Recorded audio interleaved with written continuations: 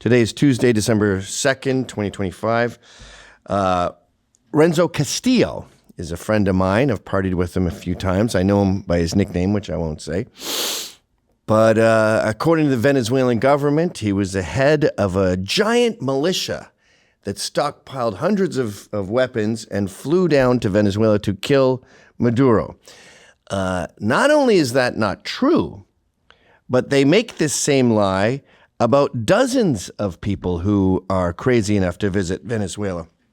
And what they do when they get them there is they torture them, they abuse them, they send them to prisons, and then they hope they can negotiate some sort of prisoner exchange, some sort of advantage. Spoiler alert, Donald Trump is responsible for getting Renzo out of this mess. But there are still hundreds of innocent people in these prisons thanks to this tyrant and thanks to his corrupt narrative that these tyrants are able to just create from scratch. Chavez did this. It's an old trick with dictators where you write your own story. And making America the villain, as we learned in North Korea, is an integral part of this story because Americans are valuable hostages. So Renzo was not a political prisoner. He was a hostage. He was kidnapped. And in this interview, he's going to take us through meticulous detail. Now, this is like reading a book. It's a 2-hour discussion, and you're going to possibly even be frustrated by the intimate detail of everything here. But it's crucial that that it's there because we need the experience. We need to know what it's like to be kidnapped. It's something you don't want to think about, and it's happening right now in Venezuela, in this shithole. So, spoiler alert, he gets out. But I want you to hear what it's like to go in.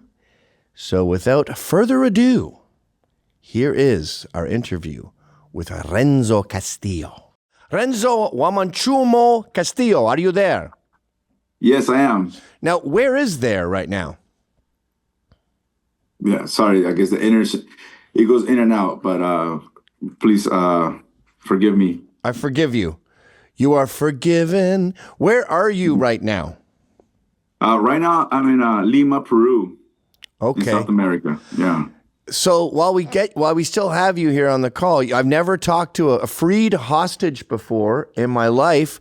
Can you sort of tell us who, what, when, where, why? Like, what the f*** happened?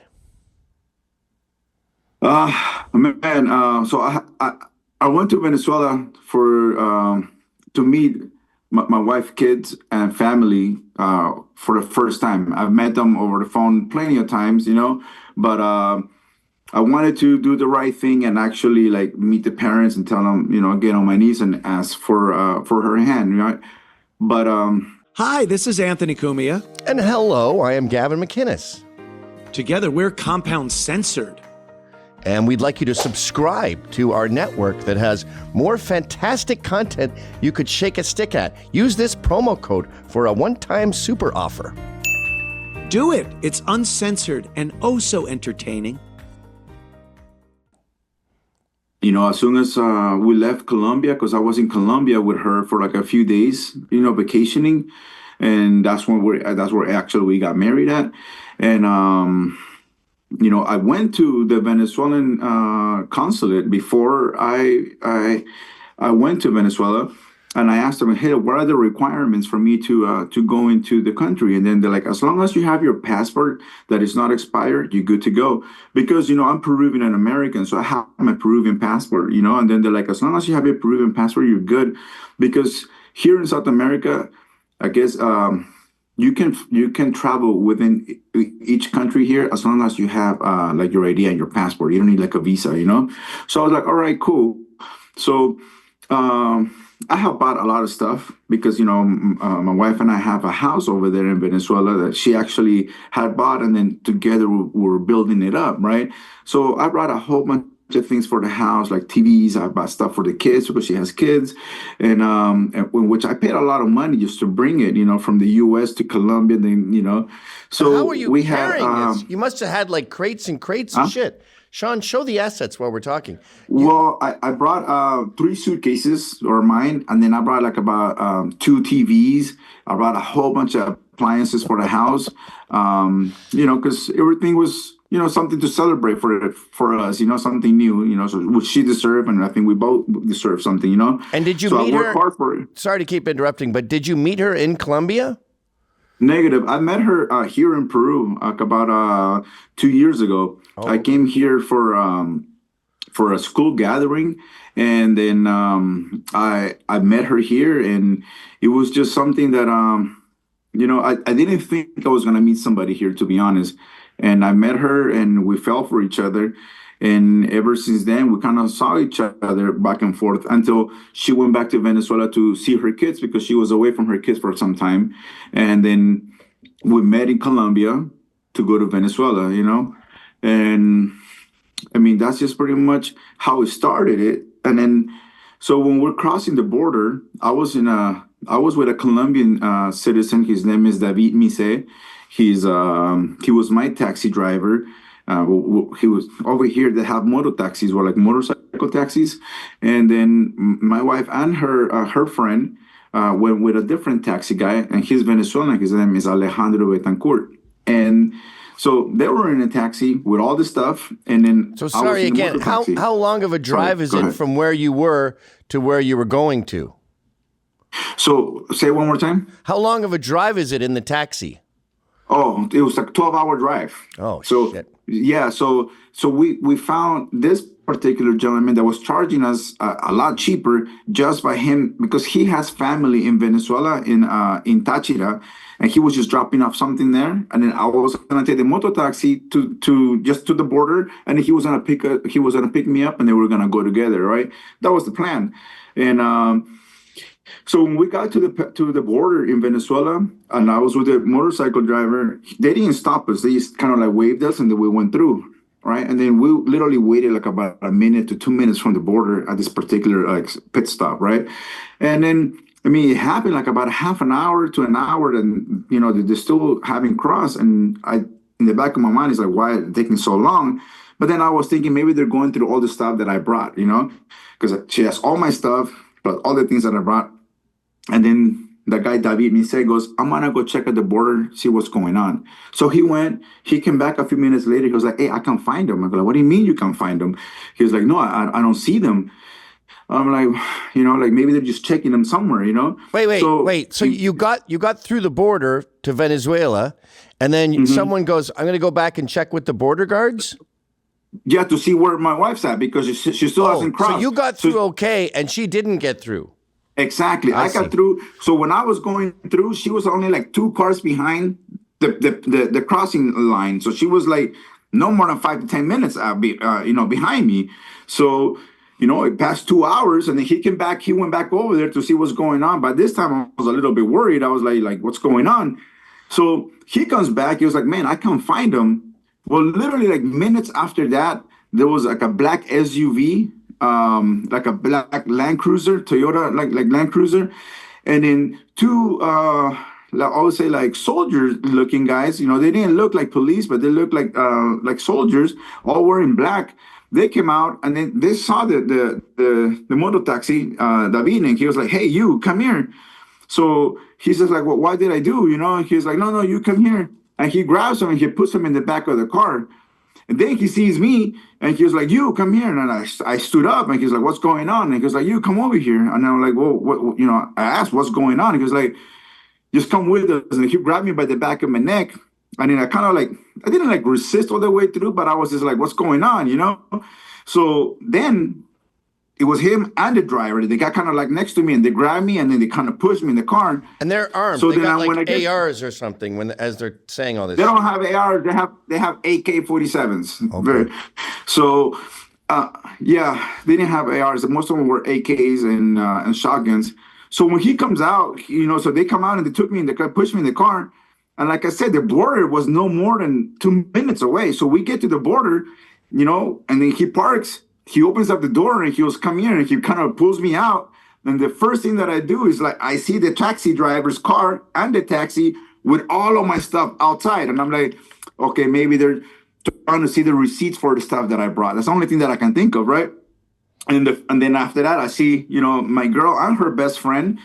And then the guy that grabbed me, he goes, to my girl. He goes like, hey, Carolina, and grabbed my ID. He goes like, hey, Carolina, I got him. I told you I was going to get him. And then she, like, when I saw her reaction, like she turned like pale. And the first thing she said, like she kind of mouthed it off. Like, I'm sorry. And I'm like, there's nothing to be sorry about. We didn't do nothing. We'll take care of this right now, you know? So they took me inside the little, the border patrol office or whatever. And they said, like, why are you here? And I'm like, like I said, I came here to meet my girl's parents and the kids, and we're going to do a little vacation, you know? And then it was, what's your passport to your phone? Because at this particular moment, you know, I didn't have nothing. The only thing that I had was my Peruvian passport, but everything was in my backpack with my girl. So he grabbed my phone, and I didn't want to give him my password, but he put my face on the phone. And then, you know, nowadays it just kind of unlocks, right? So then he started looking at my pictures, and, you know, there in the U.S., I do like private security, and I wear tactical clothes. I wear my uniform, and I'm armed. You know, I'm an armed guard as well. So it was the first time I hear it. He goes like, "Oh, wow, you're a commando," and I'm like, "No, I'm not a commando." And then they're like, "So what organizations do you serve for? Are you like the Marines? Are you?" And I'm like, "No, man. Like I haven't served no one. You know, not even in Peru nor in the U.S." I go, "You're special operations." And then they kind of started looking at my tattoos. And then he saw another picture on my phone where I had my friends all wearing, you know, tactical gear with guns. And then they're like, "Commando." And then they're like, "Are you part of the CIA or the FBI?" And I'm like, "No, I'm not, you know." And then he looked at me, and then he was like, "Hey, sit down." And then here comes another person. And then he looked at my phone, and the first thing, like, once again, bam, "You're a commando." And I'm like, "No, I'm not a commando." And then by this time, there's a dog that walks in, like, oh, it's like a police dog or something, you know. And then he's come over, he's just barking like, "Har, har, har." And then I told the guy, like, "Hey, man, can you tell your dog to calm down?" And he's like, "Well, take everything out of your pockets." And then I'm like, "Okay." I took everything out of my pockets, I put it on the table, and then the dog is still like, "Har, har, har, har." And he goes like, "Well, go over there and take your clothes off." I'm like, "Take my clothes off?" He's like, "Yeah, go over there and take your clothes off." So I'm like, "Look, I have nothing to hide, you know what I mean?" I was like, I guess it's the process here. So I'm like, all right. So I went towards the wall. I took all my clothes off, literally all completely naked. And then they told me to bend over. They told me to jump. Told me to spread my cheeks. And I'm like, I felt degrading, you know. And I was like, in the back of my head is like, what the fuck's going on? And then I put my clothes back on. And then the guy tells me, like, so once again, the same questions. I'm Gavin, it's the most stupid fucking shit because they asked me the same thing over and over and over again. Like if they were gonna get something different, you know? Wait, can I interrupt you for a second here? So sure. You get through the border to Venezuela, right? Mm-hmm. And then you have to go back because some tactical looking dudes brought you back to the border. So now you're at the border. Your fiance, your wife is saying, "I'm sorry," which is weird. And now you think you're being interrogated by border guards, but you might be being interrogated by kidnappers. Exactly, because I asked them, like, you know, what's going on? And their answers were like, "Is this part of an investigation?" I go, "What kind of investigation, you know?" And then I told them, I go, like, I went to the Venezuelan embassy, and I asked what do I needed to do to come here. And then they're like, I didn't break any laws, you know? And then they grab my California ID, and then they're like, "So, are you an American?" I'm like, "I'm Peruvian American. I live in the U.S., you know." And then once again, they started looking at my pictures. Then the dog comes back barking again, right? And then so I guess the person in charge of the office there at the Border Patrol grabs my phone, and they go to another office, and then they go aside. At this time, they have me with like about 3 different military dudes around me. The dog is barking, and then this guy tells me, "Go take your clothes off again," because the dog is getting closer to me. And so I go to the wall, I take my clothes off again, I do another fucking show for free, same thing, bend over, jump, and all this bunch of stuff. Then I put my clothes on, and the dog comes back to me, and then I told the guy, I go like, "Hey man, grab your dog." Like he was like, "Well, what do you have in your pockets?" "I have nothing." I go, everything is there. I already took my clothes off twice. You know, what is it that you want?" By this time, whoever in charge of the border patrol office comes out and he tells me to go fucking take my clothes off again against the wall. And I told him, I just did this twice. It goes like, this is part of the process. Go ahead and do what you gotta do. So I went back over there, took my clothes off again for the third time. I put my clothes on. The dog jumps on me and barks and bites my leg, my right leg. In the back of my head, I was like, I'm gonna punch it, you know? But I was like, man, if I punch him, then I'm probably gonna get in trouble, you know? Yeah. So the first thing that I did is I told the guy, your fucking dog just bit me. So he grabs him by his little collar and he kind of like takes him off. His tooth got stuck on my shorts. So like that's how it went in, right? So I didn't know how I was bleeding at the moment because I didn't want to even lift my shorts. By that time, they bring my girl and the taxi driver, the guy that came with me. And then they asked for all of us phones. And then, man, and then from there, what I thought was bad, it got even worse. It was like every time you thought it was almost done, it wasn't, and it got worse, and it got worse until the day I got back, you know? And even then, bro, like I'm still fucked up. I'm not completely like, I'm not me. I'm not free yet because not just that my girl is there, but there's a lot of other people that are hostage there, you know? So from the Border Patrol, they said this investigation has to continue and we're going to take it to another office. They handcuffed me. They've put a cover on my head so I can see. And they took me to like some military base. How far away was that? They interviewed me and my girls. How far away was that? How far was it? Yeah. No more than 15 minutes away. Okay. So they took me to this military base, and at this military base, they do an interview, same thing. And I hear the questions they ask my girl, and they're like, the first they ask her, like, how does she know me? If I have paid her or somebody paid her to bring me in. And, you know, if I was a commando, if she knew anything about me, that it was around those lines. So she kind of said, like, no, I've known him for a long time. He works as doing private security. I talk to him all the time, you know, like, and her questions, I heard them. Then after that, they take her out. Then they bring me into the office. And then once again, Gavin, you probably hear this so many times, and I'll try to make it shorter. It's always the same questions. Was I part of the CIA, part of the FBI? What kind of commando am I? Am I some kind of special operations? If I was hired by China at the airport to come over and bring information out, I mean, it was just like, exactly. It was like very like out of the wall shit, you know. And I was honest, and I was like, no. This is why I came here for. So we finished that interview, right? They didn't take me outside, but outside of the door, I see my girl's best friend, both of the taxi guys, and my girl sitting down. They had me in an office, handcuffed in the back. They tell me to get up, and then they kind of like, they grabbed me from both of my shoulders up, and then they took me to whoever in charge of the military base was, to their office, which is upstairs. Make a quick little U-turn, and I went straight to their office. And then I know for sure it was somebody important at the military base because it was a very big office, and it had the Venezuelan flag, and it had like you can see like somebody special, right? They have medals and all this bunch of things, right? So the guy that originally kidnapped me, he told me, go to the wall. And then I'm like, which wall? So they moved this this kind of like a closet or whatever. They move it and they put me against the wall. So when I get to the wall, the guy pushes me like through my chest, and he was like, get against the wall, you know? And I'm like, bang. So the back of my head hits the wall. And I don't know if you're familiar here, like the countries here in South America, they don't make houses on structures like on wood, or, everything is cement or, some cement or bricks. So the back of my head bounces from it, and I'm against the wall, and they told me to wait there. I'm handcuffed, right? Then whoever the person in charge of the military base comes over, and he grabs my phone, and he goes like, what is this? And then I go, it's me at work. Same questions again. Who do I serve? What kind of commando? What special organization? Blah, blah, blah. I denied everything.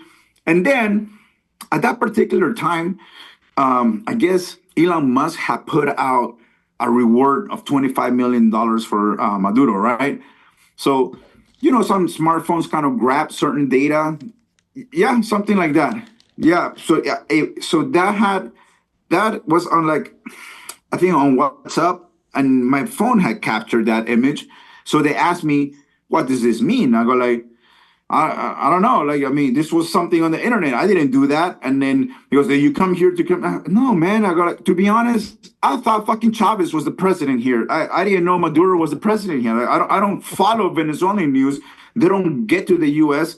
Well, I don't know, So they make me do this video stating my name, stating like what was I doing there, and explaining my pictures, which is me with my military clothes or tactical clothes from work, and that video of that capture of Elon Musk saying that reward.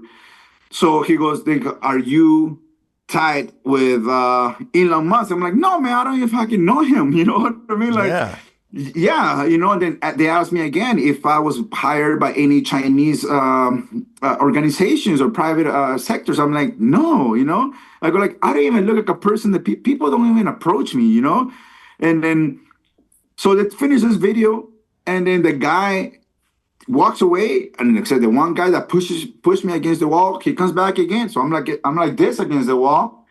He grabs me and pushes me against the wall. He's okay, let's go. And then as soon as I'm walking, and they grab my shoulders like this, and then they're taking me down the stairs, right? They're taking me down the stairs, and it's the first time I hear this. They're like, you guys think you guys are the best, but you guys are not.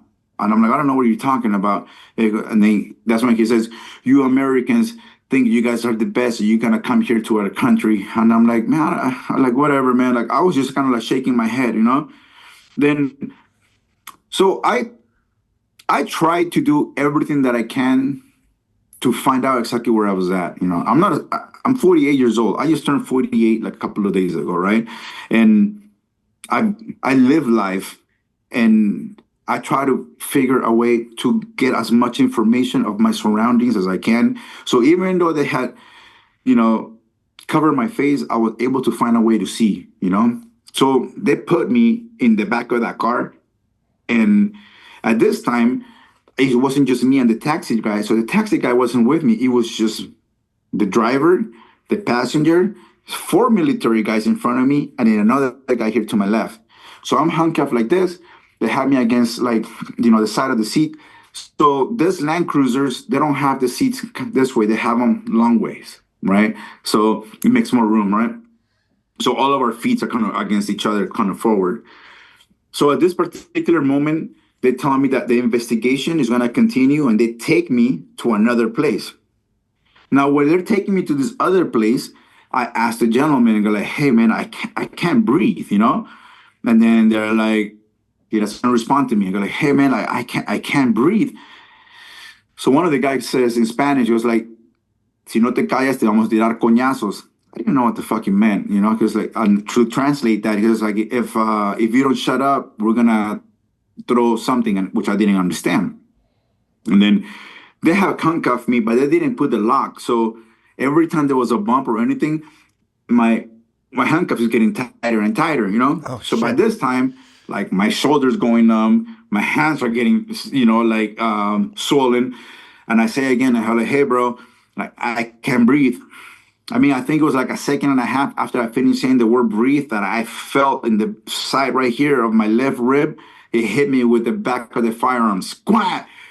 Told me to shut the fuck up. So at that time, I kind of stayed quiet for like a good minute. And then, like I said, things keep getting worse and worse. Every time you think it's something, it just got worse, So now I didn't just get bit by a dog. Now I got hit with a firearm, We get to this city, to this little town, and the way bro, it was just fucking crazy. So they parked the cars looking one way of the plaza, like a V, right? Mm-hmm. And like about 50 soldiers come out to greet me, and they put us in front of the cars. So my girl, her best friend, the taxi, and the other taxi. Like if we were some kind of like known criminals that they've been looking for forever.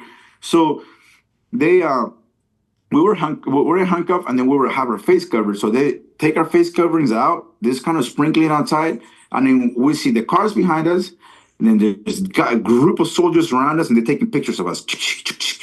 And I'm like, what's going on? And I tell my girl, and she's like, hey, and I tell her this, I'm like, whatever happens, you say what you gotta say so you can go home, and then, I'll get out of here somehow, and then you can just tell my mom what happened. And she's like, I'm sorry, I didn't know this was gonna happen. I'm like, don't worry about it. Like, we didn't do nothing, But wait a minute. So, but Renzo, why does she keep saying she's sorry? And why did they say, we told you we were gonna get him? She was sorry because she did not know this was going to happen. But what about we told you we were going to get Renzo? Like, have they spoken to her before? No, it's because when they got her at the border, they have found my California ID. Oh, I see. She told them that I was already in Venezuela at the house, but since the motorcycle went to go see, we were there. They caught the motorcycle guy go back and forth. Oh, okay. I was worried it was a setup. Okay, good. Yeah. So that's why they told her, look, we got him, because she denied that I was there, but all my stuff was there, right? So once we finished taking that picture at the little placita thing, then they take me back to the car, and before they take me back to the car, they put me so the door opens from side to side, not up and down, right? They had the door open. They make me sit down once again. I'm handcuffed. And then it's like another V of soldiers, all like this, taking pictures of me like, we got him. Like, we fucking got Saddam Hussein. You know what I mean? Like, I don't know who they thought I was, So they throw me back in the car. And then, we drive for maybe like about an hour or something, and then we get to another place, another office, which I found out later on is called the DGCIM. The DGCIM is like their counterintelligence organization. You know what confuses me here? So you thought you were dealing with the Venezuelan government border, but you're actually dealing with kidnappers, maybe Trinidagua or something. Well, that's what I thought, but this is what I found out. It sounds like they're the same thing. Exactly. When later on, when I was in the prison, I learned that, man, they're all connected. Everybody works against with the regime. So like, these are military people that are following orders from the regime, So, which is the cartel, So it's just simple truth. That's what it is. Which Maduro denies. So Maduro goes, no, I got rid of Trinidagua. Well, I don't know if they did or not, but they still are the Sun Cartel, and those are the people that kidnapped me, The Sun Cartel? Like Soleil, like the sun? Yeah. Oh, so okay. it's Sol Cartel. That's what they're called. And I didn't know about them until I was in the Venezuelan prisons. It was their own Venezuelans and their own custodians that told me who they were, because I didn't know. I've never heard of that cartel, And that's why I think it's important that this needs to be heard, because nobody knew, especially me, being in the US, I've never heard of this, you know what I mean?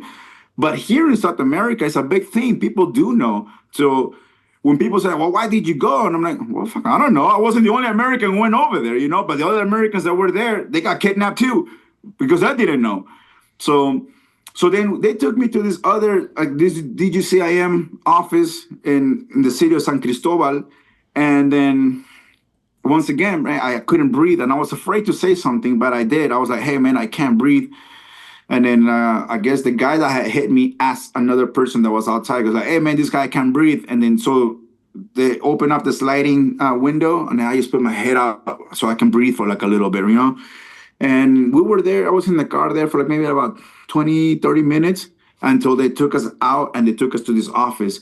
So there was no power in the city. There was no power in that office. So when they took us in, we went up the stairs, and they handcuffed me to the rail of the stairs, right? Behind me, it was Alejandro Betancourt, which is the Venezuelan taxi driver. And behind him was David Mise, which is the Colombian taxi driver.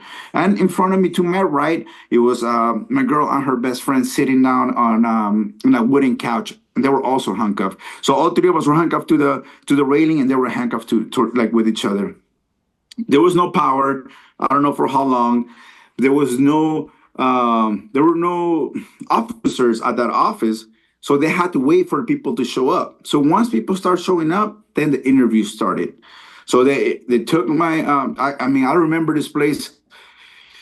there was an office to my left, and then after that office, there was another room that had like little bunk beds and stuff like that. And after that, was a bathroom. Then in front of me was a wall where my girl was sitting, and to the right there was another office. Behind that office, there was another big room that had computers and tables, right? So we're in the hallway where the stairs were at. So then interviews start. They call my girl, like, hey, go to that office. And bam, they took me to another office. I get interviewed by the person in charge of that DGCIM office. He was trying to be very cordial. And because I asked him, I'm like, what's going on? And he's like, look, this is just part of the investigation. And just this part of the process. And I'm like, well, what investigation is this happening for? Because as far as I know, I didn't break no law. Why am I, is this part just to come into the country? And then he wouldn't answer me questions. And they're like, well, look, let me just get a little information about you. So this way, this gets cleared and you'll be able to come into the country. I'm like, all right, cool. So they asked me, my full name, even though they had it. They asked me where I lived at. They asked me what I did. They asked me where I worked at. They asked the name of my kids. Man, they almost asked me for my social security. And I told them I wasn't going to give them that, They asked for my mom's maiden name, my dad's name, like what kind of cars, how much money I had in the bank, a whole bunch of how much money did I bring. And then obviously the first questions were the ones that I started with, like, where did I service, what kind of commando, and all this bunch of stuff, right? So that was, and they're asking for your parents because they want to know who to extort. Like when I first heard your story, I went, oh, he went through the border normally, but then a group of commandos caught him and kidnapped him. But no, you were kidnapped by the Venezuelan government. You were kidnapped by Maduro. Yeah, exactly. I did. I got kidnapped by Diosdado a Maduro. That was it. So, man, after that interview, they take me to the same office where my girl had just finished doing an interview, and they took me there to do another hour interview of the same thing, Gavin. Oh my God. The same questions, the same thing, took pictures of me. And then after that, they separated us and they took me to that room that I was telling you that had the computer and the tables. By that time, I'm sitting there with both of the taxi drivers, Alejandro and David, right?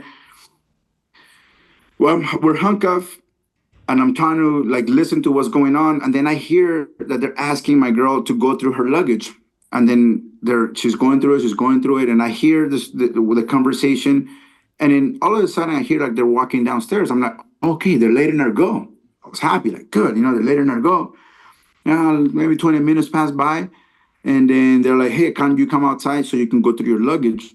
I'm like, all right, cool. So we went through my luggage, and then through my luggage, they found I had I ride a Harley, and I had a patch that had the U.S. flag with the eagle for for the Harley Davidson, and they told me that was contraband, that I couldn't bring that. And I'm like, okay. Okay. Then I had bought a picture of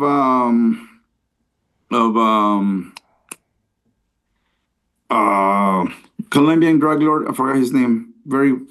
Pablo Escobar.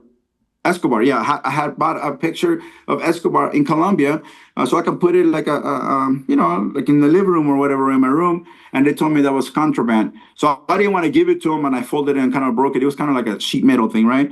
Then I had a patch on my backpack that had the U.S. flag, and they told me I couldn't bring that it was contraband, and they could get me in trouble. And then I had a patch that said, don't threat on me, which told me that I couldn't bring that in. I had a couple of knives that as a man, I always thought that you should always have some kind of knife. You never know.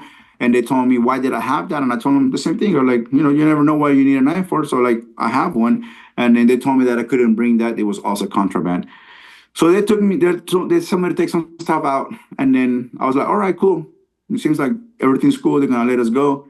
So by this time, they come into the room where I was with the other two guys, and they made me sign a paper. And the paper stated that they have treated me right. They have not violated my human rights, and that they haven't touched me, and then they were going to let me go of the facility. So I needed to sign. So I signed that, and I was in the back of my mind. I was like, whatever I need to do, so I can. You're perfectly bilingual, so you can read this thing you're signing. You know what you're signing.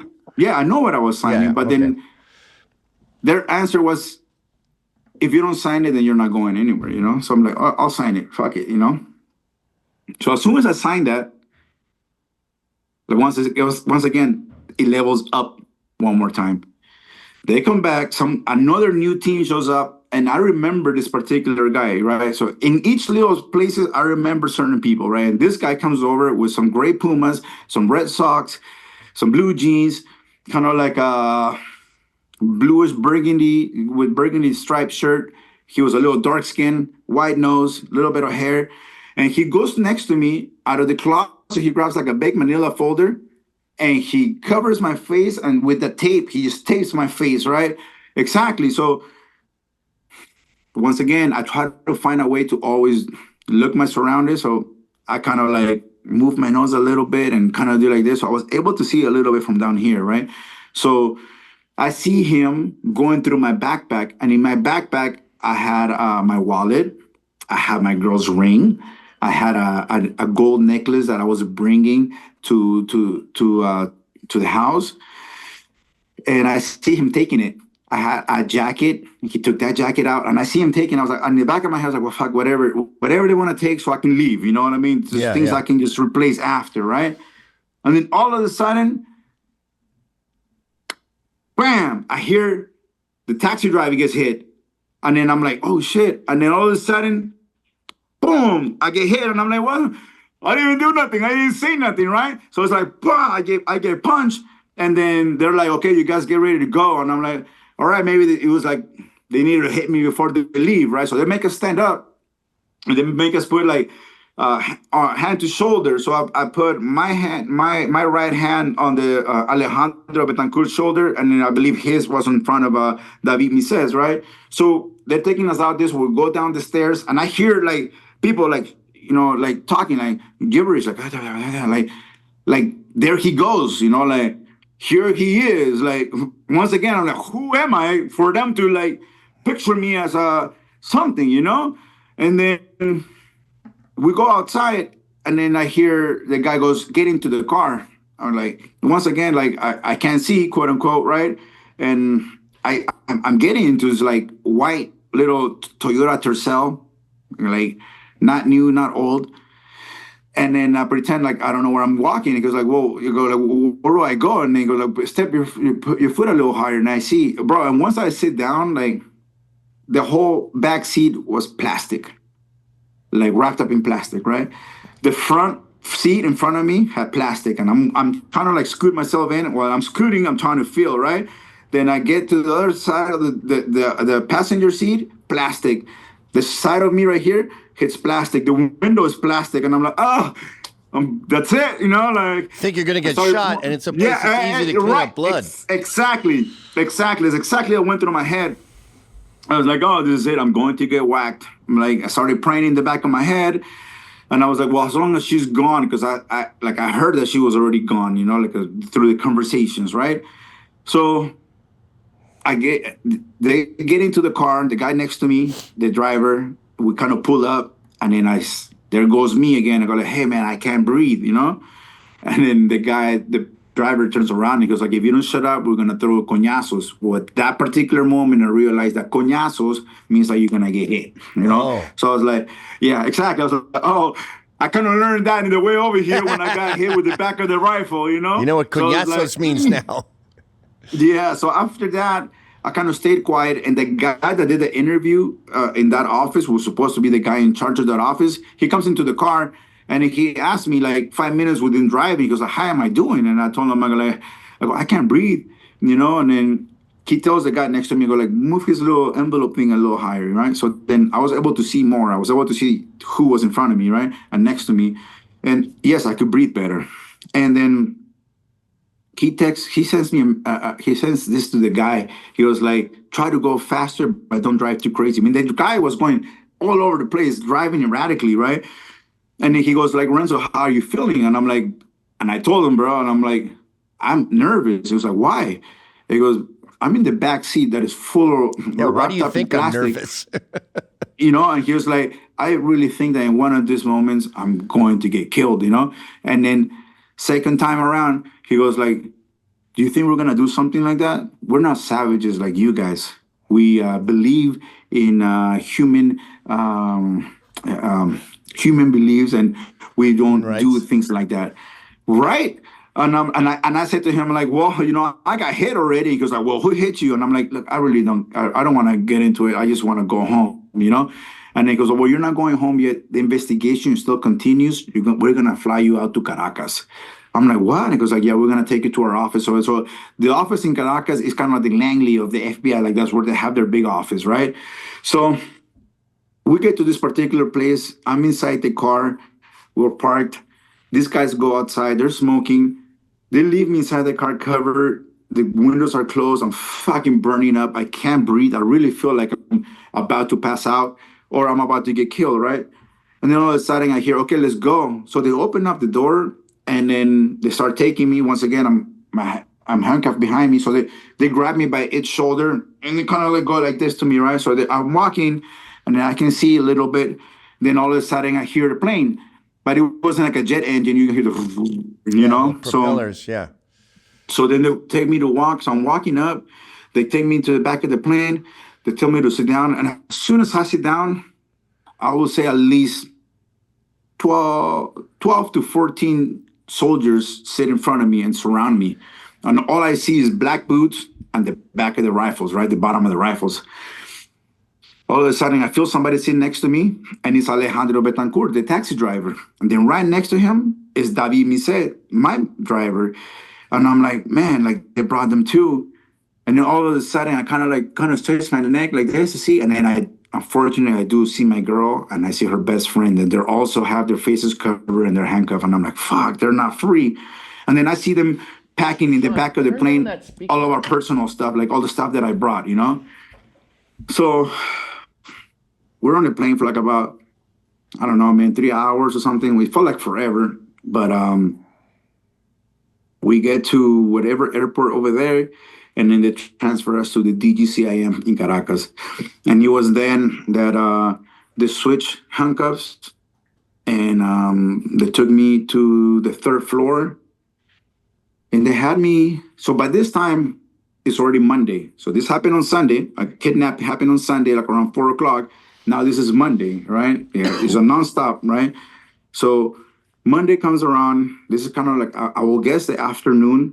And they have me standing facing the wall, and then wall right here. And then to the right side of me, there's two.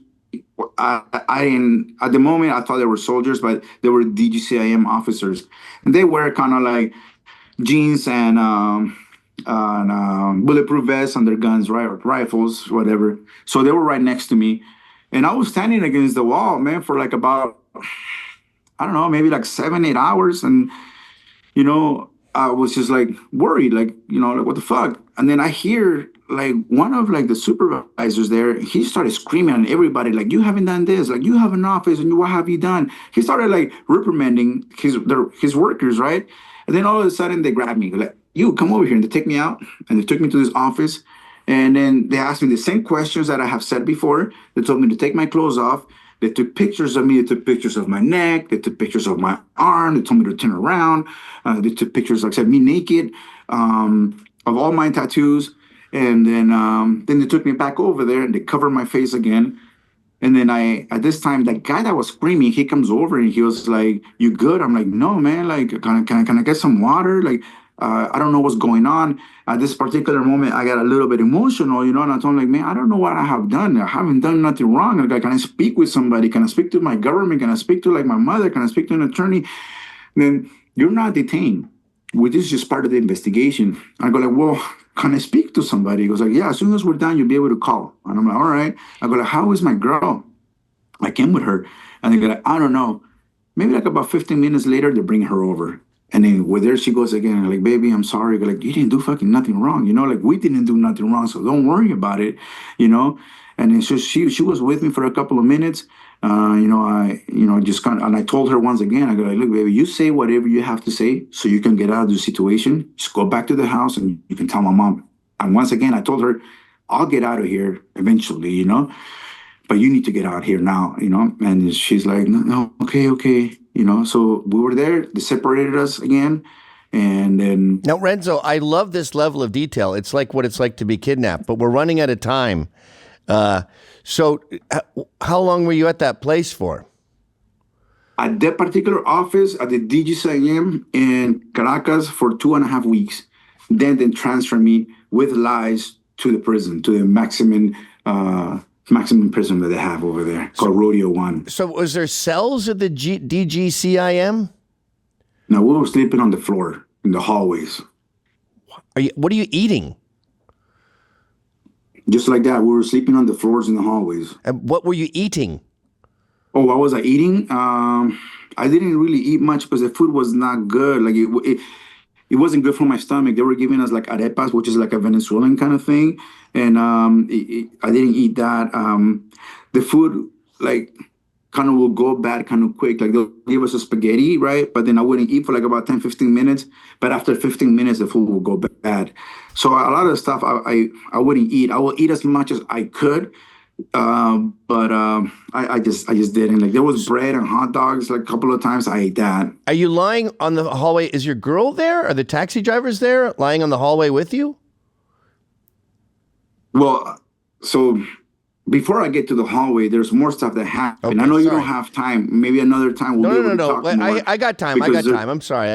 I want to make sure we get everything in here before we got to go. We got like another 20 minutes. Okay, because we're still on day 1 or day 2 of my 300 days. You know what I mean? It's a lot. Unfortunately, it's a lot, you know. But so they say, okay, come over, and they take this when I was upstairs on the 3rd floor. They take me to an office, and there was three officers there of the DGCIM, and then they go like, what do you think of this? And what I look is I look at a chair, and they had the lie detector test thing, you know. And then they asked me, what do I think about that? And I'm like, I go, I never seen one in real life. I only seen it on TV. But as far as I know, like I think in the U.S., like nothing of this is submissive in court because I think it's not like 100%. And then his answer was like, oh no, don't worry about it. We're professionals and we know what we're doing. And I'm like, okay, you know. So there were 5 sets of questions, of 5 questions, right?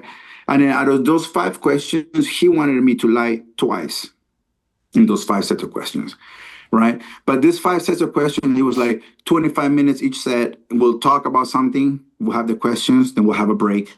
5 minutes ago, those 5 questions again, another 25 minutes, blah, blah, blah, blah. I don't know what time. I think it was like about almost midnight by the time we got done, because we were all kind of falling asleep by the last set of questions, you know, and in which maybe in detail, I'll tell you what those questions were, because so I can try to go through a little bit more, you know. So when the last questions come around, I told him, I told him, can you please let me know how I did? You know, and he goes, oh, I can give you those results. We don't look at them. But if we need any more questions, we'll call you. And I'm like, nah, bro, like, can we finish tonight? I want to go home. And are the questions the same old fucking questions you've been getting since the beginning of this? With what are you, commando, blah, blah, blah? Oy vey. Yes, pretty much the same thing, asking me, like, and it was weird because they asked me if, like, the Chinese have they contacted me to get information about them. They asked me if I was a special operations of CIA or FBI. I'm like, no, you know. So I told them, I go, can we just get this done today? And they're like, we're down for today. If we need you, we'll let you know. And I'm like, I was like, man, I just want to get this done. And they go like, well, we're done. So then after that, whoever the guy in charge at that particular moment of me asked me, have you seen the doctor? I'm like, nah. So I go like, can I get some water? Because I haven't had no water, no food this whole time. You know, it's already been 2 days, right? And then they take me to this little office in which this kid was no more than 21 years old. And they said he was the doctor. And they kind of do like a little checkup on me. And then they ask me what kind of pills I take. I take amlodipine, which is for like my heart, you know, for my blood pressure. And then they started questioning about my scars. I have a lot of scars on me. And then they started asking me how my scars happened. They asked me if I got shot, if I got, you know, all this bunch of things. Where did this happen? Were you in an operation? So I have a big scar right here, right? And they asked me, did you get that in some kind of operation? I'm like, no. How about this scar? And I'm like, no. So they finished doing this little medical exam thing, and then they take me to the 2nd floor, and then that's where when I get out of the elevators and I go to my left, there's a glass door, right? And then I see ahead of me, it looks like maybe like sleeping area. But before I get there, on the right hand side, there's like a big bathroom. There's like a little small break room. And then on my left hand side, there's like a big desk, and there's two officers behind it. And then behind them, there's like a big wall that says DGCIM. And then to my right, on the wall right here, there's a picture of Maduro and a whole bunch of generals. I'm like, okay, by that time, what does DGCIM mean? The Department of... I don't know exactly what it means, but it has to do something with the counterintelligence team that they have over there, you know? So they told me to walk in, to take my handcuffs off, and they told me to walk into this door. And as soon as I walk into this door, the first person that I see laying on the floor is David Mise, the guy that came with me, the motorcycle guy. I'm like, what the fuck? And then right in front of him, like his head is right here, and this guy's feet is right above it, is that Alejandro Betancourt, the taxi driver that brought my girl. And I look to my right, there's like a small little office, maybe like a 5x5 office, and then I see another guy laying down on the floor. I'm like, what the fuck? I keep walking, there's people laying on the floor, and they told me to go to my left. And then my left, there's like a bigger room, and there's like about maybe 8 people sleeping there. And they go to the bathroom over there and grab a mattress. And I look at the mattress, it's like about maybe like 1.5 inches thick. But man, I don't know if it had blood stains or I don't know what kind of stains. It stink. And I'm like, oh, I didn't want to lay on this, you know? So I took my shirt off and I lay down. At that particular moment, I'm like, man, like, I'm still in disbelief. Like, I can't believe all of this is going on, you know? So as soon as I lay down, I put my head like this, I see that they bring my girl walking in. And she sees me and I see her, and like we have this little eye connection. And then, you know, she's just like, I see that how pale she is. She's scared, you know, and I just told her, like, you know, like, it'll be okay, you know. And then they take her into another room. And in this particular room, it's maybe like a 12x12 room. And then in that area, it's nothing but women there. So there was a lot of other women there laying down. So that was the first time that I was able to see my girl after they had us standing up. So the next morning, because at that particular place at DGCIM, they wake you up at 6 o'clock in the morning. 6 o'clock in the morning, you have to wake up, you got to get off of your floor, and then you have to sit down on a very uncomfortable chair from 6 a.m. to 9 p.m. You can't get up, you can't stretch, and if you got to use the restroom or anything, you have to wave at the cameras for them to allow you and then bring you into the restroom so they can see and make sure that you can go ahead and use it. So we had to sit down, right? 6 a.m. to 9 p.m. 6 a.m. to 9 p.m., correct. And you're talking about like about 30 people now. I'm sorry, you got cut off. How many? So it sounds like in total there's about 15 men and 15 women in this group. No, there were only like about 4. There were like I think that particular time. So it was we need to Jonathan, 5 women. Okay. 5 women. Are girls crying and shit? Like that's literally torture. They were all in disbelief. So the only women that I knew there was just my girl and her best friend. So her best friend and my girl were in the same room, and then there were 3 other women. And then the next day, you know, the day starts at 6 o'clock in the morning, it's shower time, right? The shower is a very small shower that is full of fungus. And it has a stench to it. I mean, I'm a big guy, so I have to like be careful because I will touch the wall or whatever, you know, or whatever the little plastic wall that they had. And you shower from this place that throws, man, like melted ice. It was so fucking cold, you know what I mean? And I just felt for my girl, like, damn it, she has to shower in this cold shit and dirty situation, you know? So when the showers come, the girls go first, then the people that are third age and above, because there has some old people, and then after that, the rest of the guys, you know? So that was the routine at the DGCIM. And I had to take my pills for my heart, and they held those pills. They wouldn't let me have them. And it was an issue pretty much every day for me to always get my pill. And this is 2.5 weeks. Yeah. Wow. And it doesn't sound like it's set up for people. It sounds like you're talking about an office. Exactly. It's an office. It's an office. They had us sleeping on the hallways and the floor. Wow.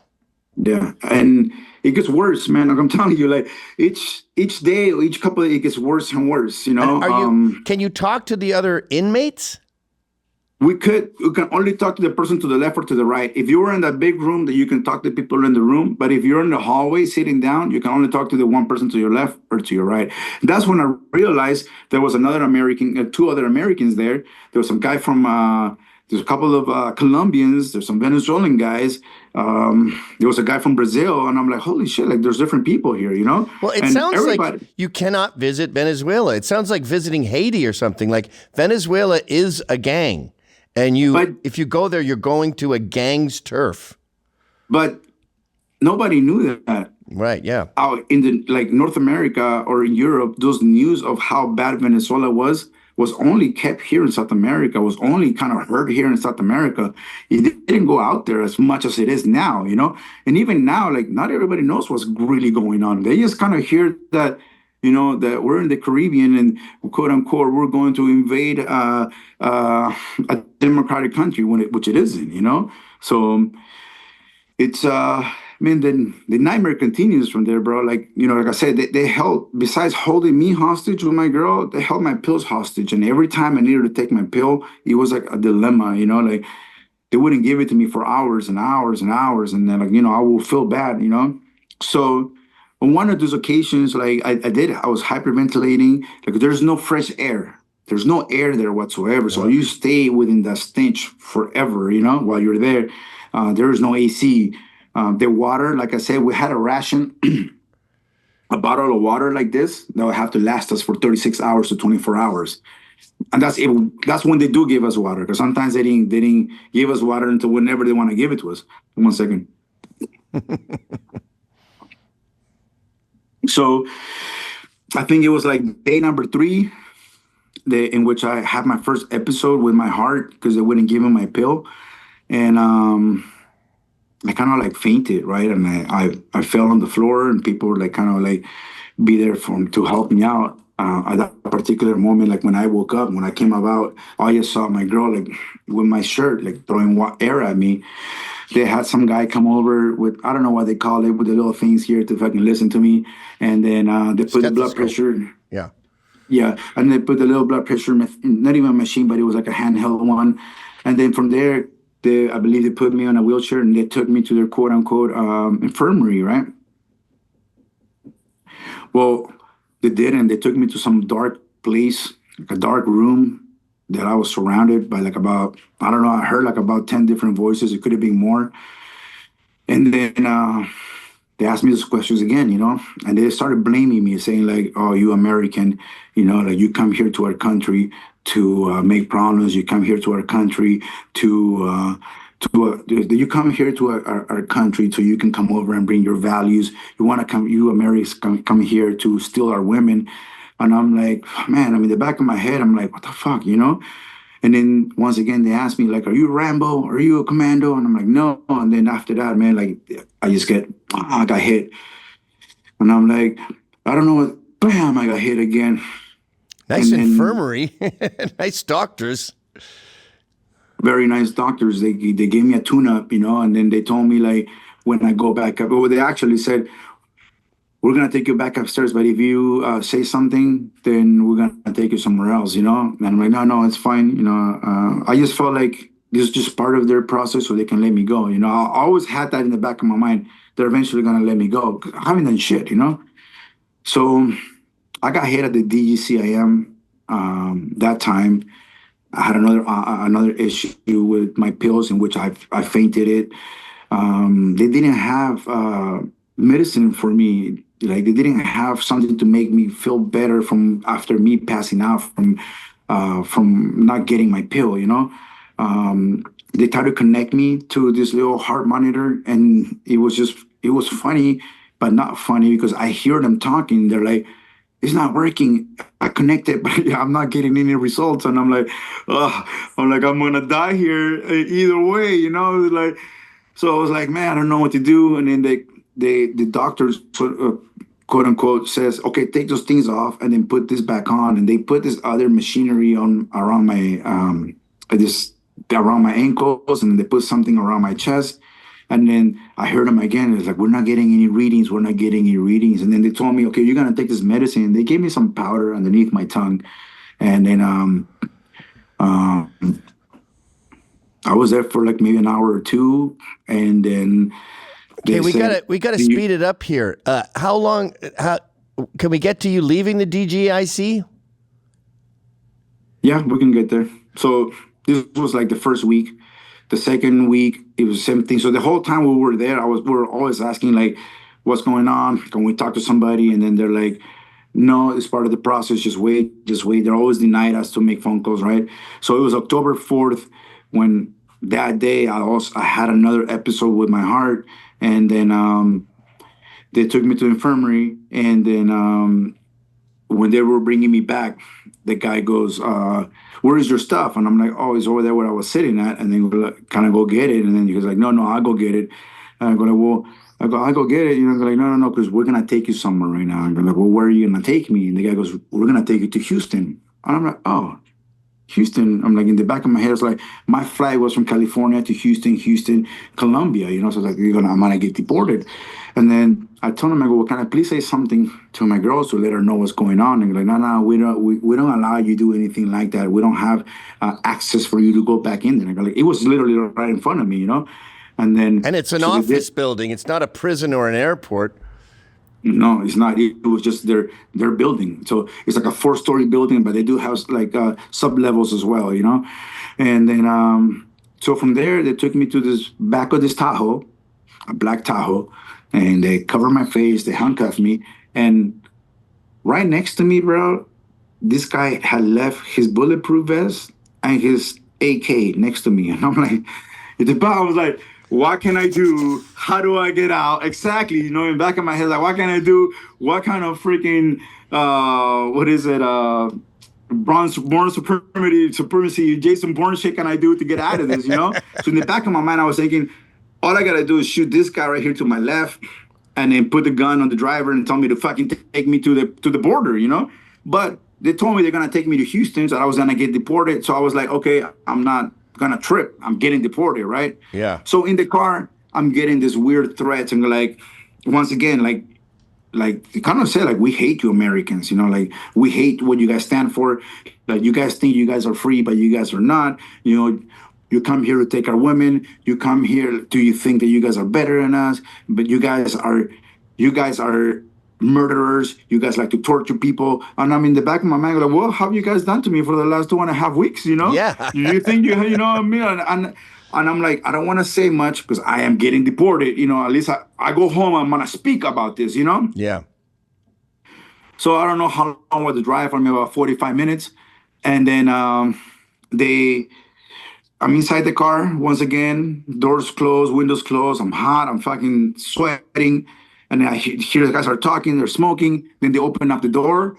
And then they're like, okay, we're here. So I'm in the back of my mind, I'm trying to hear like if any planes or nothing, like an airport, right? So they take my head cover off. And the first thing that I see says SESMAS, SESMAS. I was like, what kind of, so an airport? And then I look behind and I see buildings, and then I asked the guy, I go like, what is this? And I go like, this is Houston. I go like, this is not Houston. He goes like, no, this is where you're gonna be at for a little while while the investigation goes. I go like, well, why did you lie to me? He goes like, no, I didn't lie to you. I lied to you so you wouldn't shoot me with that gun. Whatever. So they took me to this maximum security prison in Venezuela. But they took the covering out, and I was still handcuffed. They take a picture of me in front of this building, right? It says SESMAS behind me. Then subdirector of the prison comes over and he tells me to turn around. They switch the handcuffs. Find it for B-roll. Sorry, go ahead. They switch the DGCA handcuffs to their handcuffs, to the prison handcuffs, and they put the head covering. And then they take me to their infirmary. And I asked, like, what is going on? And he was like, look, I'm going to tell you one thing. You're under investigation. Ugh. You're not being detained. You're not being detained, but you're under investigation, and the place over there is full. So we're gonna bring you here as a courtesy for them. And in the meantime, while the investigation, you're gonna be here. But while your duration of you being here, you have to follow the rules of the prison. And I was like, well, can I speak to somebody? He was like, well, there's nothing we can do. they're in charge of your investigation. This is part of the process. You just got to have patience. I think they brought you there because they didn't know how to deal with your heart because their infirmary is broken. So they go, let's put him in the prison so he doesn't die because they have better doctors maybe. Well, like I remember how I told you, the levels of torture go up and up every day. It didn't get better at the prison, bro. So before we actually sent me into my cell, they took pictures of me. Once again, they took my clothes off. They took pictures of my tattoos, and then they shaved me completely, like my face, my head, and they told me to put fingerprints on this paper, sign my name, and then they handcuffed me, they covered me, and then I walk outside, and man, like, you know how when you hear a prison, you know what I mean, like prison wall, like I just heard it, and I heard the Venezuelan people like man, it's hard to explain when you hear people's voices of like there's no hope, you know. So you hear people talking, like knowing that they're not gonna leave and they're fucking sad. There's no freedom, you know. So they take me to where I was going to be at for the rest of my duration in Venezuela. They took me to the C Tower in the first floor, and that's where they were holding all the foreigners at the moment. So the first day, for the next few days, I was on cell number 7, and then 3 days later, the Brazilian guy that was with me at DGCM, he got released, as far as we know. So he got released, and then they took me to his cell, which is cell number 5. And by that time, I realized that there was 2 guys from Spain, Jose Bazoa and Andres Martinez, that were good friends. They were kidnapped a few weeks before me. In the left and the right side of them, there was a guy named Said Awada. He's Lebanese. In the corner of him, it was David, which is the other American gentleman. And then there was another American named Gregory. And then that's when I first met Wilbur Joseph, which is the Navy SEAL. And there was a Colombian guy named Arle Espitia. And then there was another Bolivian and American. His name is Jorge. So I realized, and we were trying to figure out like what the fuck was going on. And then Jonathan Pagan, who's Puerto Rican, he was in front of me, and we were just like, it was just like we were all in disbelief. But by this time, we were trying to find out what was going on. You know, they moved me to cell number 3, and then I was able to talk to the Americans a little more because they had to separate us. People that spoke English on one side, the Spaniards, people spoke Spanish, or whatever, somewhere else. You know, and after that, it was crazy because every other Friday there will be like a group of foreigners that will come in. And more. And are they calling like what the fuck's going on? Are they calling these foreigners' parents and relatives trying to get money? No, they're just imprisoning them. No, because they didn't call my family. They were not holding us for money ransom. I don't know. We found out later, like in December, that they told us like, look, you know what, you guys are exchange tokens, so you guys cases are completely different. So you were kidnapped so they could use you as a bargaining chip to get Venezuelans out. Or whatever it is that they wanted to do. Criminals, Venezuelan criminals. Yeah.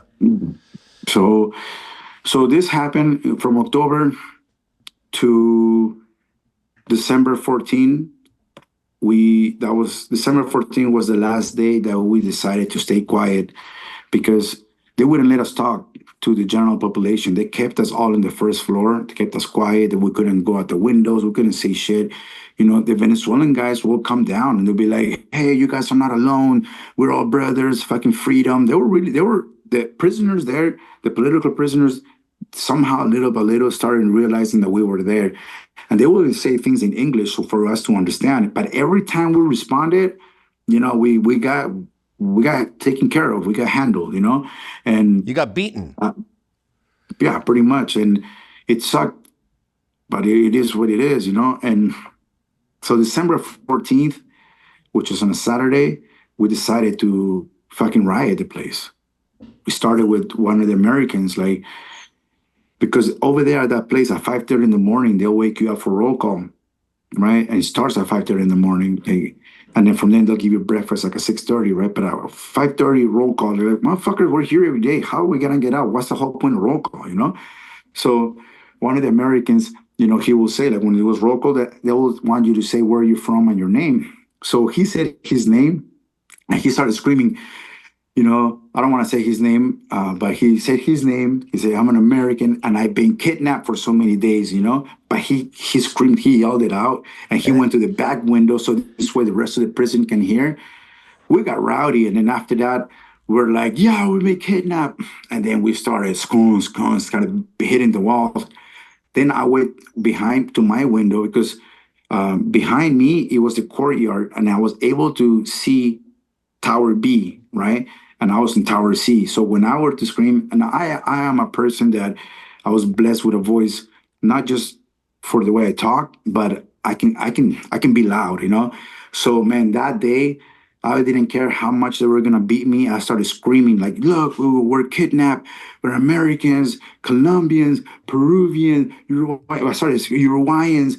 We have a guy from Romania. And I started screaming all the countries, you know, of all the people that were there. And then they came out and they're like, you know, they were trying to shut me up. But at this particular moment, bro, like the whole prison united. So even the Venezuelans, they started fucking pounding. And you know, I've been to loud places. I've been places where there's been 20,000 people screaming, you know? Man, I've never heard like a roar like this in my life, you know? Like just to hear concrete walls shake, to hear the metals banging, to hear people's freedom in their words because they want to get out is just so much different. It's so much different than when you scream like, or when somebody gets knocked out on a UFC fight or something like that, you know? It's just different when you scream for freedom. Screaming for your life. Yeah, it was crazy. So this happened on the 14th to the 15th, that is Sunday. And on the 15th, I asked for my pill again. Like I said, they always held my pills hostage as well. So it's like about 1 o'clock in the afternoon. I have not gotten my pills. And my cellmate at the moment, he was my cellmate the whole time. His name is Danilo Arley Spitia. He's a Colombian guy, in which, you know, I miss him very much. You know, like that's one thing that it's hard to be out knowing that those guys are out there, you know? Yeah, survivor's guilt, they call it, right? Yeah, I guess. But my cellmate, Danilo, one second. My cellmate, he asked me if I was okay, you know, and I told him like, no, man, I don't feel good, you know. This is like this is from 6 o'clock, on Sunday, we started like at 5:30 in the morning, banging and starting the riot. And I laid down on my bunk, and then he goes, are you okay? And I told him like, no, man, I'm not okay. And then we asked for my pills, you know, like the whole hallway asked, like, he needs his fucking pills. He needs his pills. And I woke up on the floor, like I passed out. And then I woke up on the floor, and then after that, like they handcuffed me. They handcuffed me, put my arms behind me, and they covered my face, and they put me in a wheelchair. And then in the wheelchair, they take me to a place in a room in the infirmary, and man, like they fucking beat the fuck out of me, you know, like they were just punching me, like kicking me, and they were telling me like, you know, if I wanted to talk, you know, because you want freedom, you're like, fuck you Americans, fuck you, you know, like we hate you and stuff like that, you know. And it was just constant. So they held me there until late that night. So this was Sunday, right? And then they had me at the infirmary. They had me double cuff in a bed, like both of my arms, and they had my legs cuffed against the gurney or whatever, little fucking bed there. And then I was surrounded by custodians with guns, you know. And one of the way that the prison worked there is like the director is the top, then the sub-director, and then the sub-director has 3 regiment bosses, and then as the 3 regiment bosses, there's tower bosses, right? And then after the tower bosses, a floor boss, and then the custodians, right? So one of the regiment bosses come over, and he said it to me, like, you know, I was cuffed, right? And then he was like, you think that they're gonna help you. You think that somebody's gonna get you out. You're gonna die here. You're gonna die here. You Americans. Like it was just like the hate towards us. It was unbelievable. I didn't know how much they hate me for being an American. And well, they're gangsters. They're cartels, and Trump was bombing their drug boats. So they're mad. This is before. Oh, right. Yeah, this is 24, right? Yeah, December. this is before Trump became in office. Right. We were here hoping that the Biden administration was going to help us out. They said that nobody was going to come after us. Didn't Maduro just say, what was that on Truth Social? Didn't Maduro just admit that he was working, the cartels, were working with Biden, and Biden was okay with it, sending up all kinds of migrants? Man, it sucks that the old administration did that. If they did, I mean, wow, that's if they did that, they really didn't care about American. But Donald Trump he put it out on Truth Social, right? You sent me that when it came out. Venezuelan president just publicly. That's blow that up, right. Sean. I can't fucking read it. Obviously, Vladimir Putin just publicly. Venezuelan President Maduro just publicly surrendered to President Trump. Maduro has now turned in state evidence against Biden administration, is releasing proof that Biden asked the Venezuelan government to ship Trinidad drug gangs into the U.S., which I assume you'd only ask that if you're getting a massive payment. Exactly. I mean, and that's from today's Tuesday. I just would not thought. December I would 2nd. never thought that. So that was yesterday. I would never thought that our government would do something like that. That administration, but we were there. They always said like nobody was going to help us. So. So how did it? When Trump won in November, man, the whole prison was super happy. Like the whole prison, the prisoners upstairs, they get visits. So they told us Trump won. Man, we screamed. We were all happy because themselves knew that by him winning, there's hope for all of us, And I had told the rest of my American buddies, like I go like, hey man, like he's not gonna leave us here, man. I guarantee you, he's not gonna fucking leave us here. And then it was at that particular moment, Gavin, that I realized that not everywhere in the world are like us Americans, I told them like we don't leave people behind, no matter what. And then I learned that other people from other countries didn't have that certainty. They're like, nah, nobody's gonna do anything for us. I'm like, no, man. Like, I go, Trump wins. Like, we're not staying here. I guarantee you. Well, Biden would have left you behind. I don't think Biden would have helped you out. Well, as far as I know, we were kidnapped under his administration, and from what they told us at the prison, that nobody was gonna come and help us, that nobody was looking for us, nobody was asking for us, or wanting us. So, it's man, it was after December, things got a little worse because of my voice. I got taken out a couple of times. I mean, the beatings got a little worse.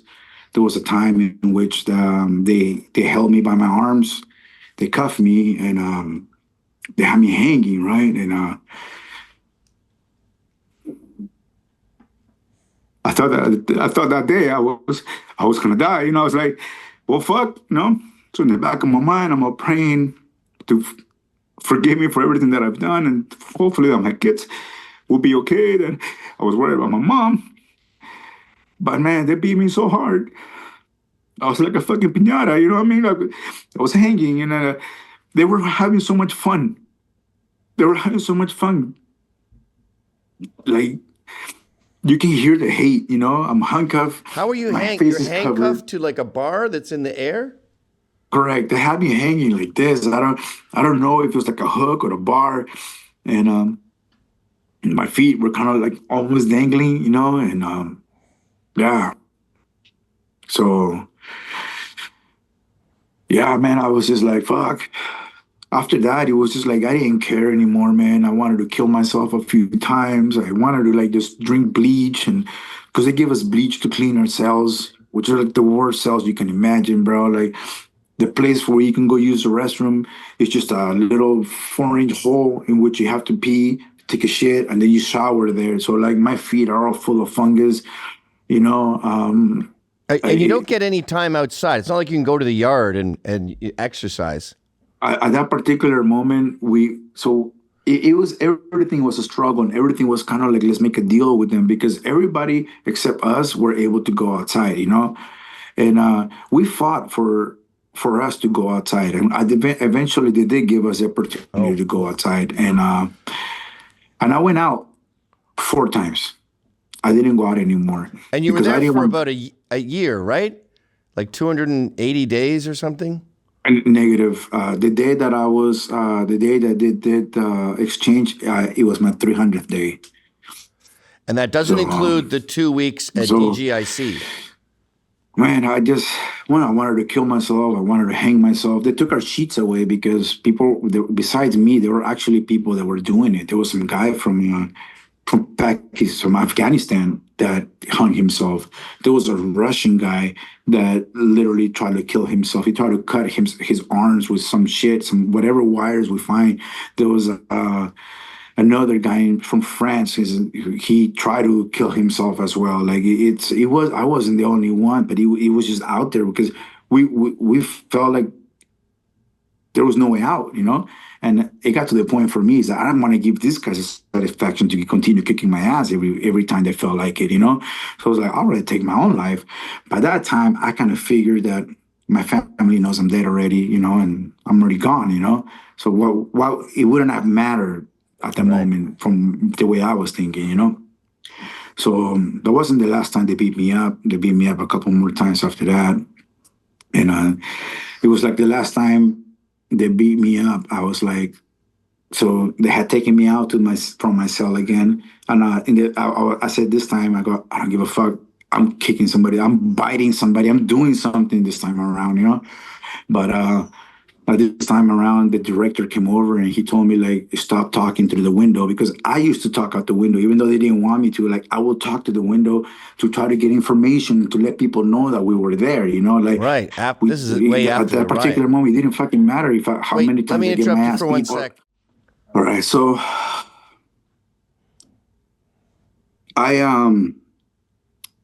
somebody had told me once at the infirmary, because like, hey, Renzo, like, please don't give up. You know, like there is something about your voice that helps everybody.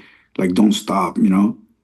So it was one of the reasons why I didn't stop, because they made me like the person to, like, you know, I was carrying the prayers at night. Like we had like little prayers at night, and I will start it. I will try to have everybody in the hallway try to communicate. That's our time to communicate and try to talk about what I've heard, you know, because I didn't care how much I get in trouble, try to give information, you know.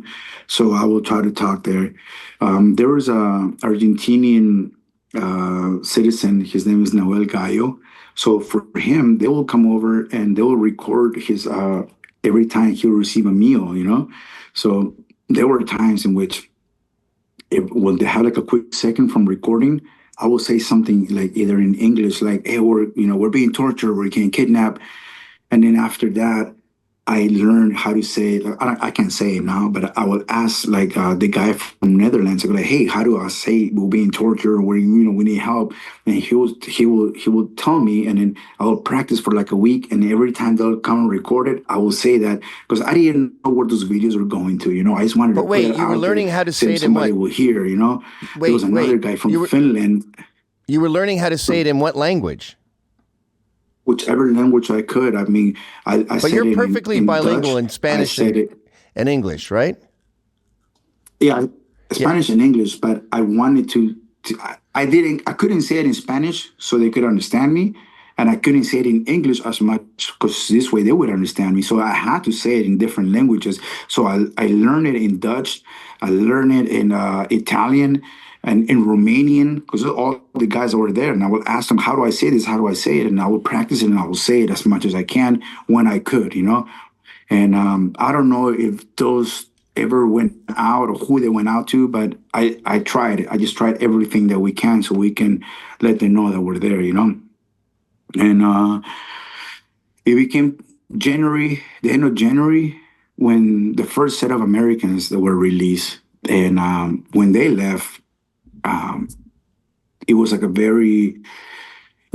it's a very emotional moment for all of us because we knew that if they were actually gonna be free, then everybody will know that we're there. You know, like That's finally, all you need is the they're information. gonna know to that go. we're here. You know, Why But were we they still- released? Why were they released? So the first set of Americans were released by I think there was a conversation with Mike Grinnell, I believe that's his name. He negotiated the release for some Americans. So some of the Americans were released, and they were there at Rodeo One with me. How did Mike Grinnell find out? I don't know. At this particular moment, there was still conversations between Maduro and him. So they were able to come into an agreement, and a set of Americans were able to be released. And this would have been But like a few days at that after. moment, we were afraid for them because we didn't know if they were going to be released or they were going to get, whacked. But they came over and they showed us like hours later, hey, look, these are your guys. They're free, and they showed us a picture of them in a plane. So they said to us at that particular day, like, see, I told you, you guys are not going to be here forever. It's just part of the investigation. You guys are going to leave. You guys are token of exchange.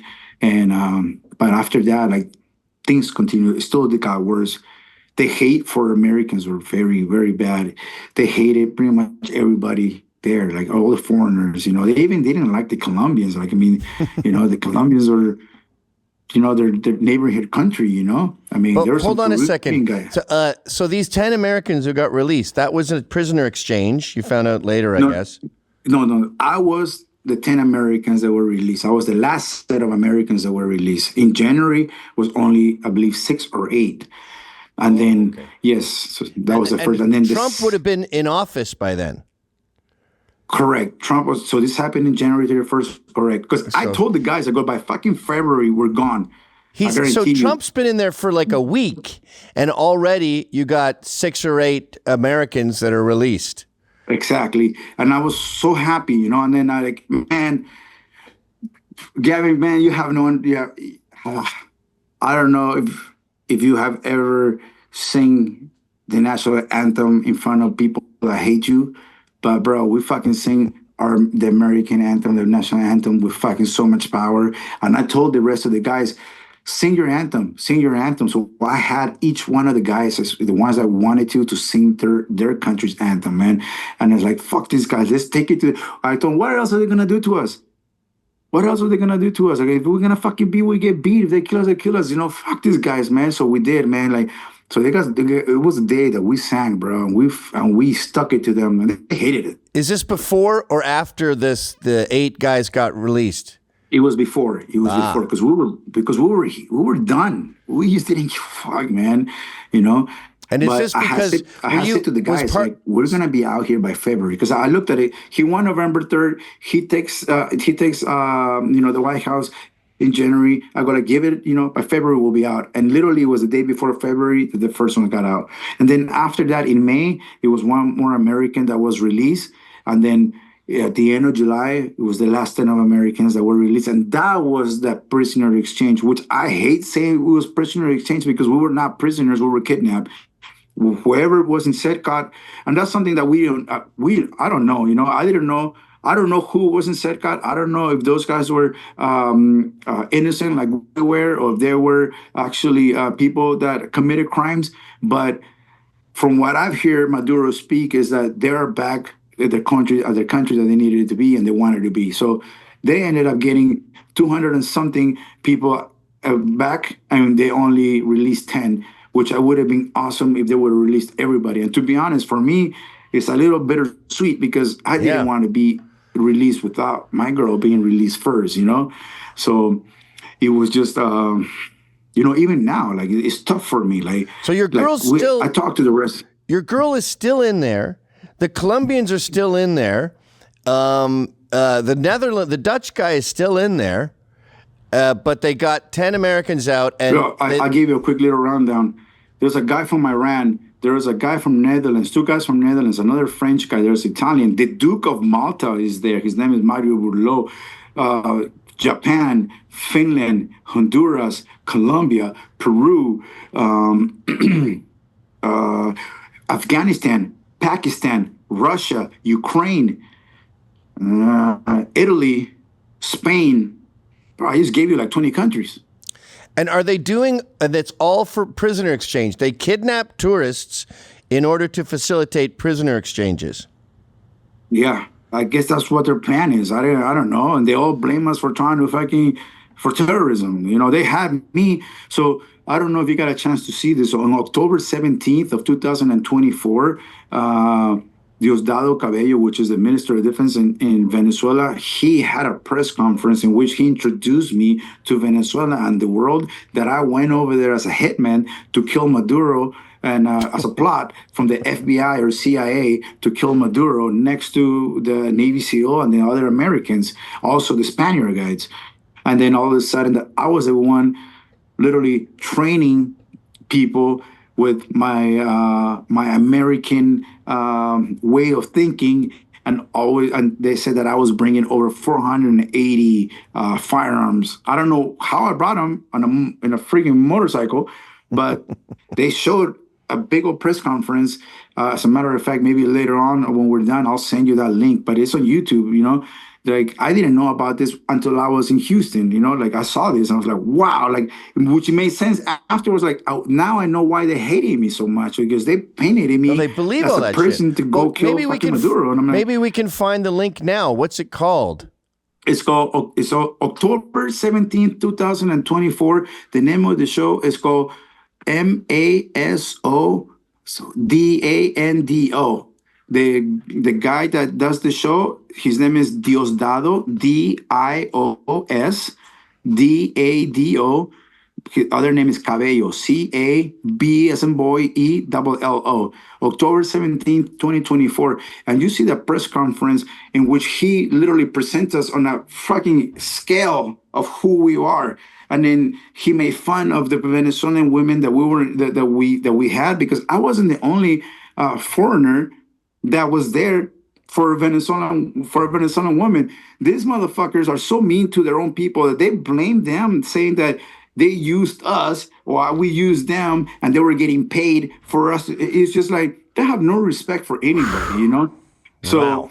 Yes. So unfortunately, until now, which is over 480 days, she's still in prison. Her best friend, and Alejandro Betancourt, which is the Venezuelan taxi driver, they're still in prison. They're still being held hostage. There is nothing that they're wrong. I'm the one person that they got. It's weird because you kidnap Venezuelans, you can't do a prisoner exchange. Who are you going to argue with? Who negotiate with yourself? That's why it's so tough, bro. Like, we don't know how they're going to get out. I'm trying to do everything that I can for her. If you get her out, well, let's say when you get her out, are you ever going to Venezuela ever again? The only time, it's kind of funny that you said this, because when we were there, we said that the only time we'll come back if Maria Corina Machado is in the government and they invite us there. But I'm just gonna, I'll have to ask the U.S. government if they can help me bring her back. You know what I mean? Because she cannot stay there. And I want her to be with me in the U.S. You know what I mean? So I don't know what to do. So. All those foreigners. But nobody speaks for them. I'm the only person, and I've been here in Lima for about a week or two. And in last week, since I started talking to people, I got death threats. I have people walking around this neighborhood. There was a couple of shots just down the street, and shit like that don't happen.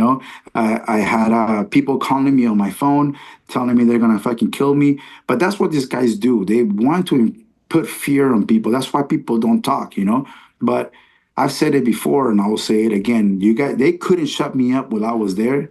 There's no way they're going to shut me out here. So the people giving you death threats and calling you are Maduro people. They're Venezuelan government cartel guys.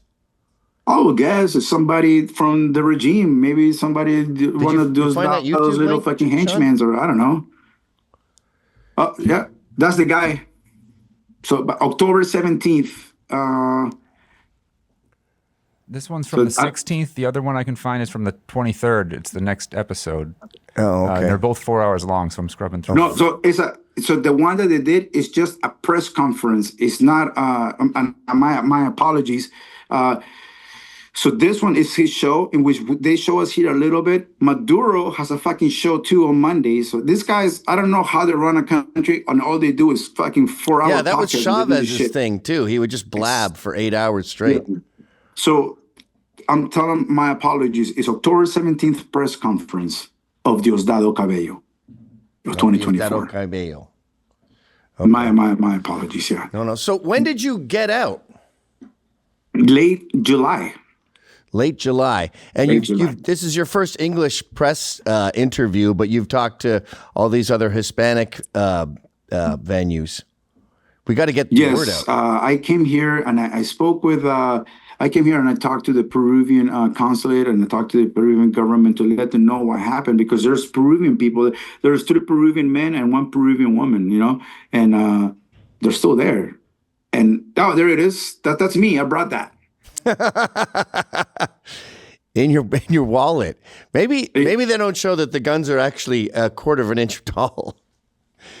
Man, so according to this guy, I brought all of this, and I was there to train people to become to have a freedom of speech, to become people to speak about freedom, and that's what they had me as a and as an assassin. Zoom out, Sean, so people can find that link, that press conference. Is it got subtitles? There it is. That's the whole chart of why you're evil. That's the chart of us, yeah. So I should be the second one, because I think they have so they have the 2 Americans on top. So that's the guy that they said that we were linked to. I didn't even know who the guy is. So there's some guy in Miami, I guess, and they said that we were working for that guy. So it was like a whole pyramid, and then so they have well, you'll see. I don't want to say the other guy's name. In dictatorships, you can just create a whole narrative. It's almost like you're a fiction writer, and the country is your book. Well, so this guy that he's talking to, I'm not a hateful person. When I was there in that prison, I got a chance to connect more with Jesus and connect more with God, But there are certain people like this guy and one of the guys that used to like beating me over there at the prison that I have remorse for, Same thing with Maduro, because what they have done to us, what they've done to me, like they took not just a year of my life, but it still continues. Like I'm not okay. Like my family, they talk to me like they're like, I get stuck. Sometimes I feel like I'm still in that prison, and like knowing that my girl is there, knowing that my brothers are still there, it shit fucks me up. Even when I hang out with my friends, like, I'm very blessed that Marco Rubio and the Donald Trump administration, along with Mr. Bukele, the president of El Salvador, and the Peruvian authorities, along with all the stuff that my mother has done, like they were able to get me out, you know what I mean? But the rest of the guys that are still there, it's why I'm out here talking, because I think the world needs to know what's really going on.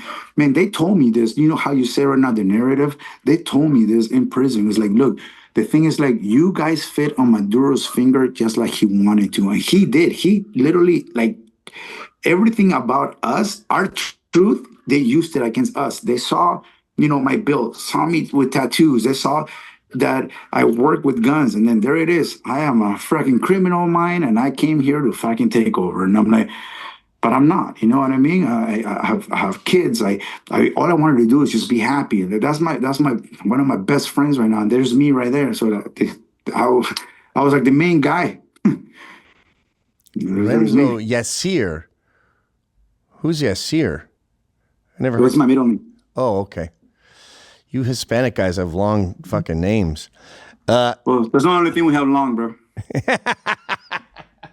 So wait, before we go, But tell me. yeah, man, it was that day when I was in Texas military base when I was able to see this, and I was like, man, like their story they made about me, you know, like man, my kids, like they look at me like, Dad, like, is that you? Like, were you really gonna go kill my son? I have a son that is, you know, like that, man, like.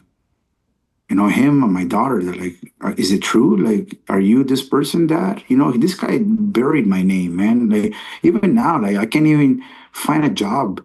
Every time you Google my fucking name, they say that I'm a freaking contract killer, you know? Like, so it's Amazing. I don't know. It's tough. It's tough to live after, you know, after all of this. How did you find out that you're going to be released? What was that day like? I thought that they were going to kill us, to be honest. I thought that we were going to be transferred from that prison that we were at to another place, and that eventually they were going to fucking kill us. Because by this time, now being July, Trump has been in office for a little bit. Now we hear that there's more tensions in the Caribbean, and then they're like, oh man, we had in mind already that they were going to use us as a shield, but we were okay at that particular moment. Like, Gavin, I died November 27th of 2024, which was my last birthday, because my girl's birthday was November 7th. I thought that by the 27th it would be out. So by the 27th, I was like, that's it. So I gave myself like, that's it. I will die here, you know. So when they supposedly said, you know, that they didn't tell us we were gonna be released. They just said that, hey, you guys need to shave, and we're gonna give you new uniforms. And I was like, oh man, like we're gonna be transferred. And we didn't know we were gonna be released until hours later from the sorry to interrupt, the move of some prison. but how big is this group that you're talking about right now? Is this like 10 Americans? That's 10. There's 10 Americans, yeah. 10 Americans, and then that thing said 80 Venezuelans? 200 and something Venezuelans, almost 300 Venezuelans. Wow. So you put on your clothes, your civilian clothes, and then No. That's not even my clothes. They had to give me that. They gave me a new uniform, and like I said, I thought they were gonna transfer us to another prison, and because once they took us from that prison, Rodeo 1, we went somewhere else. But we're handcuffed and have face coverings, right? But like I said, I was always trying to find a way to see, right? So from there, they took us to another. Oh, that's when we were in El Salvador. I was able to meet President Bukele, in which I was able to thank him. And as Joseph, we were able to gift him the American flag signed by the 10 Americans that were released that day, thanks to the work that they did together to help us out. Fantastic. Who's that kid in the shorts? Yeah, because they were able to give him shorts. I'm a bigger guy, so I was able to. No, the guy who's accepting the flag there. Oh no, I was helping. I don't want to say his name, but I mean, oh, okay. There. Yeah, American. But him and I helped him fold the flag. I'm sorry. Okay, I got up. Okay, so you're being transported. You think it's going to another prison, and then do you hear planes? In which it took us to 2 different places, and they made us sign a paper. So this paper that we signed, I have signed it before, in which it said that they never hit us, they treated us correctly, that they never violated our rights. And then it said that they followed their Venezuelan constitution, the way they treated us. And then in the very bottom, in another paragraph, it said that we will never speak against what Maduro has done to us. So, you know, you violated that.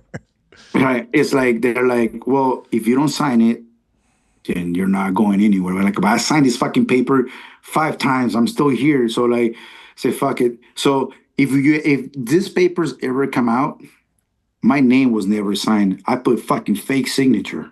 I literally wrote fake signature. So yeah, fuck them. yeah. So it is what it is. So at what point do you start hearing planes? Well, I'll tell you when. It's like, so they took us from two different locations. Oh, that's when we signed the flag, see? And then that's what we presented to President Bukele and there he is. And that's the group of us. I'm right there standing up. And then, well, that's another gentleman's name.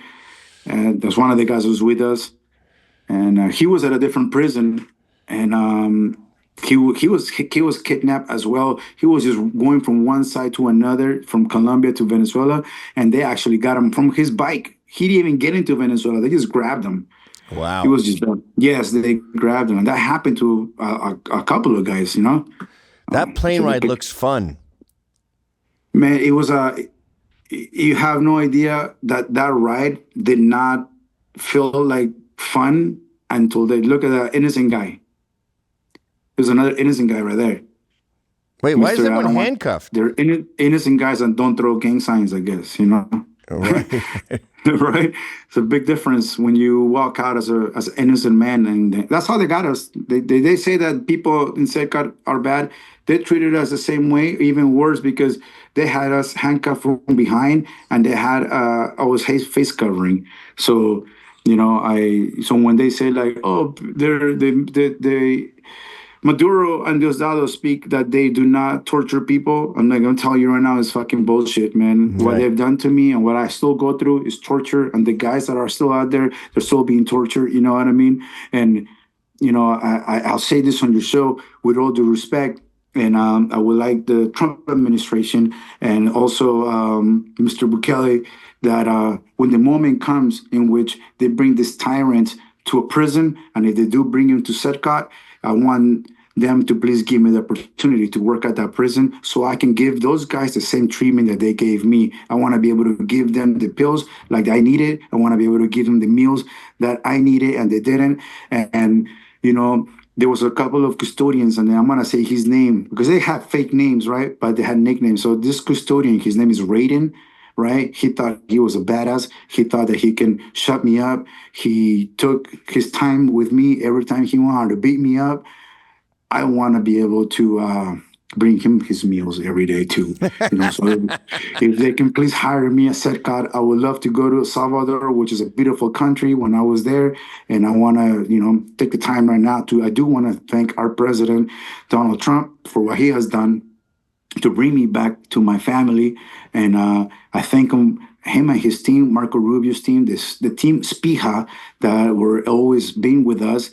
All those guys, they helped us to get through this time. You know, I'm thankful that they're still helping us. I go to therapy, like even though I'm here, I talk to somebody over the phone at least once or twice a week because bro, I'm fucked up, bro. Like my family, they I feel bad for them because now I feel like I'm just a fucking weight on their shoulders because I'm not all there. Like I trip out. I don't trust nobody. You know what I mean? Like I don't accept people's calls. My fucking life is ruined, bro. Like I'm broke. I can't fucking work. Nobody wants to hire me. My credit is shot. I'm about to lose like everything. I have no money, man. I'm like, I don't know how to pay my bills. My mom has helped me for a year, but she can't pay for my bills anymore, you know?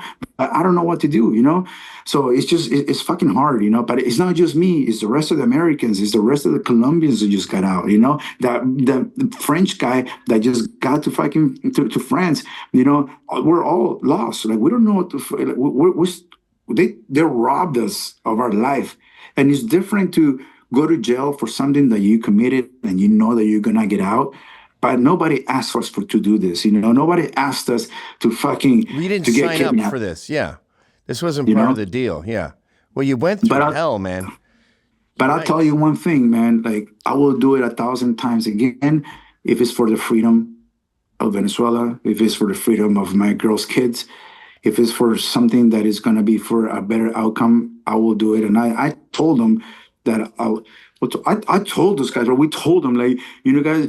You guys don't know what fucking freedom is. And I told them that we're here because of you, because you guys don't have what we have. And I will do this many times. I will fight for the freedom of all the innocent Venezuelan people because they can't speak, man. They don't have what we have, man. And it sucks. So, you know, it's just, they need to know what's going on, you know? Yeah. And look, there's my future workplace. You got a job as a CEO. Well, what an Yeah. incredible story, Renzo. You went through hell, my man.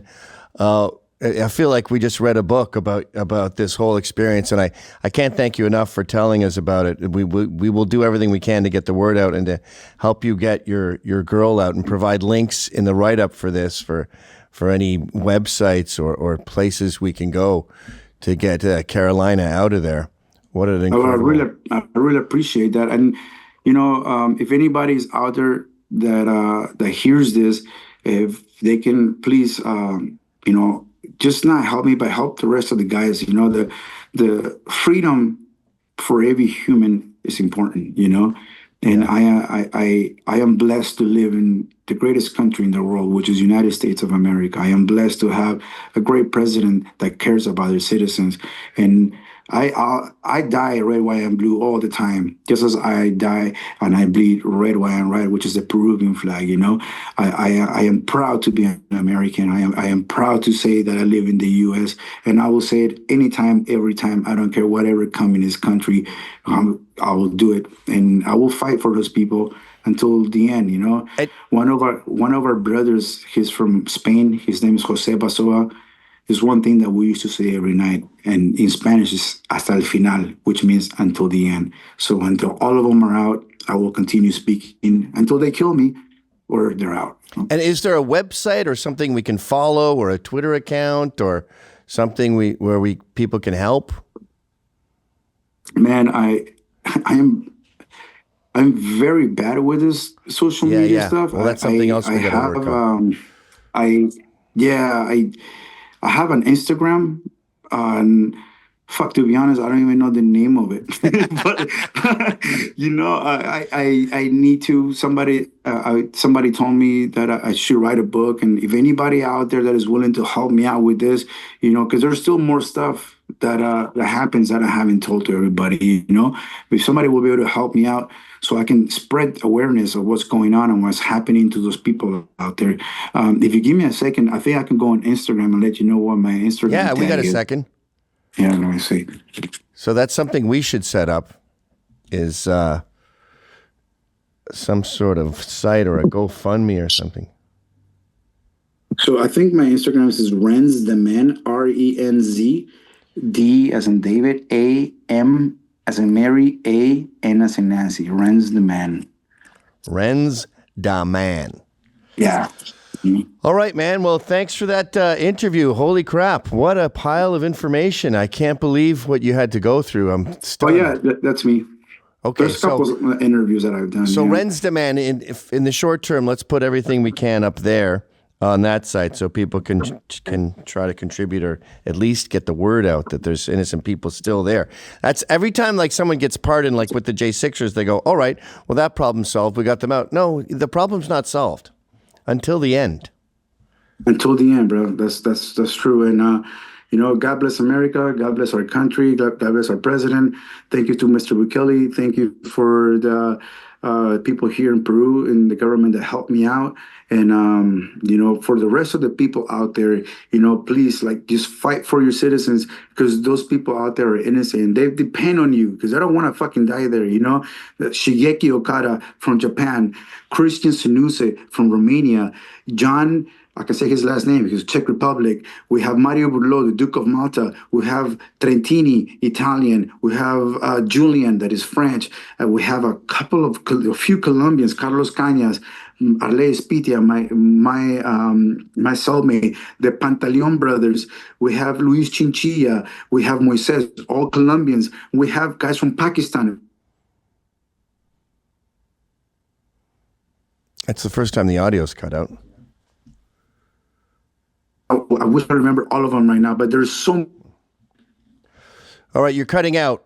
Thank God this didn't happen during the interview. Many of them, bro, and they're innocent women. A lady from Finland, there's another lady from Peru, another lady from Hungary. There is, man, you have no idea the amount of people that these guys have damaged, and they're still damaging. You know what I mean? And people don't know, bro. That's the thing. It's like when people say like, oh, well, Trump is over there trying to fucking get oil. Like, no, man, like there's more than oil. Fuck the oil, because the U.S. can get as much oil from U.S. fucking territory. We don't need oil. This is for human rights life. This is for people's life, not for just the freedom of the people that are in prison, but for the freedom of the Venezuelans. The Venezuelan citizens are fucking suffering, bro.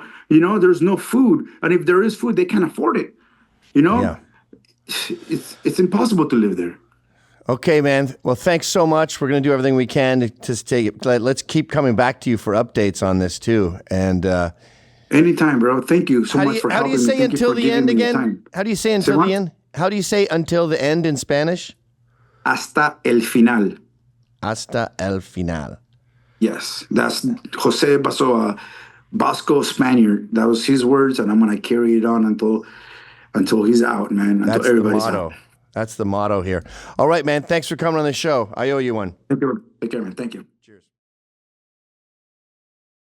So, if you enjoyed that clip, then subscribe to Compound Censored using this promo code.